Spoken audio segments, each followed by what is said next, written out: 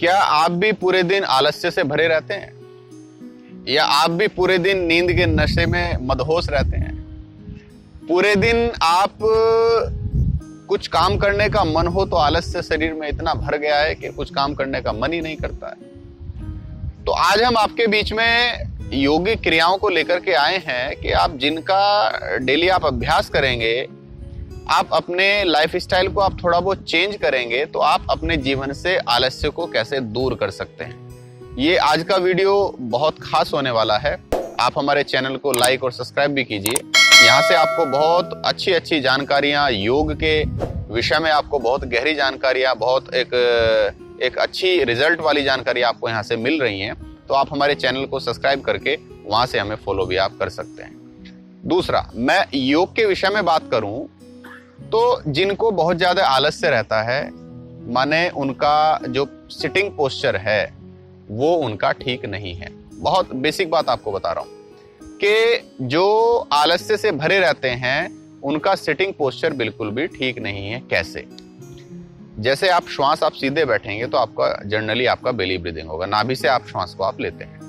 अब यदि आप ऐसे बैठ जाएंगे तो आपके डायफ्राम को, पूरा लंग्स को, पूरा प्रॉपर आपकी मूवमेंट नहीं हो पाएगी। तो उससे क्या होगा, क्योंकि हमारा जो शरीर है वो प्राणिक शरीर है, शरीर में प्राण गति करता है, तो उससे क्या होगा कि आपका जो शरीर है वो प्रॉपर आपको शरीर में प्राण पहुंच नहीं पाएगा। और जब आप प्राण आपके शरीर में नहीं पहुंचेगा तो आपको आलस्य वहां से आना स्टार्ट हो जाएगा। क्यों? क्योंकि आपका एनर्जी का लेवल वो डाउन हो जाएगा। आलस्य को आप इस तरह से भी कह सकते हैं कि वैचारिक, मानसिक और शारीरिक वैसे तो अलग अलग होता है, लेकिन ये स्टार्ट जो होता है बेसिक, ये आपका पोस्चर जो है वो प्रॉपर नहीं है, उससे ये स्टार्ट होता है। तो आप कुछ ऐसी चीजें आप कर सकते हैं जिनसे आप अपने आलस्य को दूर कर सकते हैं। आपको करना क्या है, आपको जनरली बैठ जाना है वज्रासन में। वज्रासन में बैठ के आपको करना क्या है कि फिंगर्स को आपको करना है इंटरलॉक, ये ठीक है।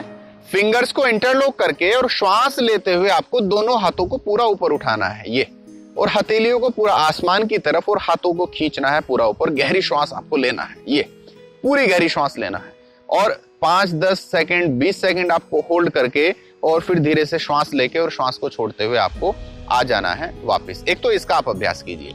इससे आपको क्या होगा कि धीरे धीरे आपके शरीर में प्राण पहुंचना स्टार्ट होगा। जहां पे ब्लॉकेज है, जहां पे आलस्य आपके शरीर में भरा पड़ा है, वहां धीरे धीरे प्राण अपना गति करेगा, और प्राण गति करेगा तो आपकी बॉडी रिचार्ज होगी तो आप अच्छे से एनर्जेटिक आप पूरे दिन फील करेंगे। तो उसमें करना क्या है, एक तो आपने एक क्रिया कर ली।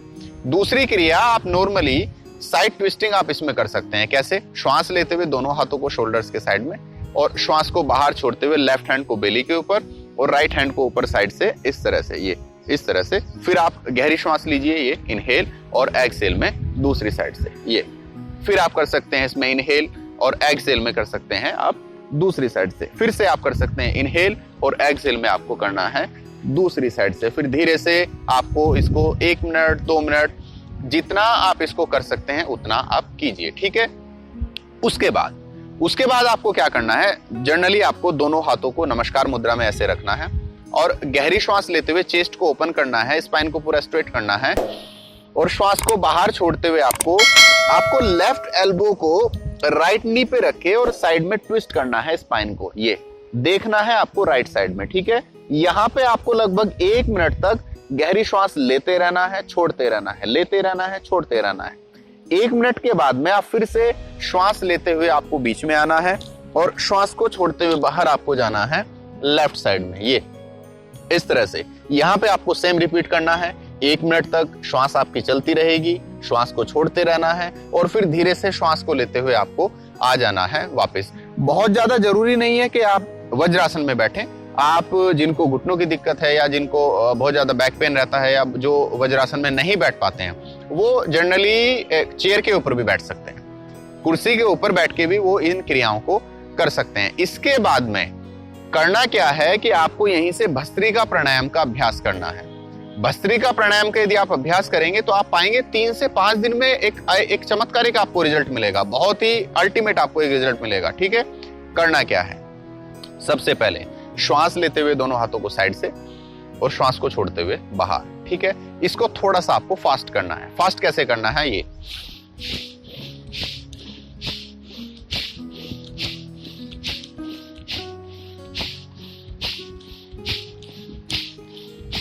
इस तरह से। ये आपको 15, 20, 30, 50, 100 बार आपको कर लेना है।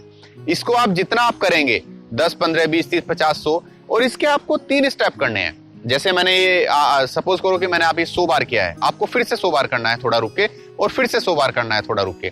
तो यदि आप इसका आप भस्त्रिका प्राणायाम का यदि आप अभ्यास करेंगे तो आपको धीरे धीरे आलस्य आपसे दूर होता चला जाएगा। इसके बाद में करना क्या है, नॉर्मली आपको दोनों हाथों को ऊपर उठा के, गर्दन को हल्का ऊपर उठा के आपको फास्ट ब्रीदिंग करनी है। फास्ट, बॉडी को पूरा एनर्जेटिक, पूरा एग्जॉस्ट कर देना है, निचोड़ देना है अपने शरीर को। कैसे करना है इसमें ये देख लीजिए एक बार ध्यान से। श्वास लेना है, दोनों हाथ ऊपर, गर्दन ऊपर,